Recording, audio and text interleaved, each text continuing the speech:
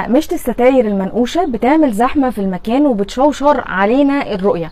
ليه؟ لأن بيبقى فيه في معظم الأوقات كوشنز، مفارش، انتيكات، كل ده بيعوض شكل النقشة في المكان. ده غير كمان لو قماش التنجيد اللي انت مستخدمه في المكان اللي قاعدين فيه منقوش. عشان كده اختاروا خامة ستارة هادية رقيقة وسهلة في التنظيف ولون واحد. اختار شكل البلتكانة اللي يعجبك، بس راعوا ان هي ما تبقاش فيها نقوش كتير او اشكال كتير يتلم فيها التراب فتتعبوا جدا في تنظيفها. كل ما كانت سيمبل ورقيقة كل ما هتدي شكل احلى للمكان. امتى نختار قماش الستاير بتاعنا بلاك اوت؟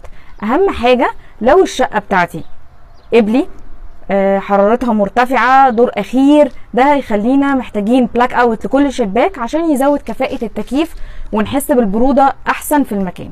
تاني حاجة في غرفة النوم بنحتاج البلاك اوت بشكل مهم جدا عشان تحجب الضوء فنعرف ننام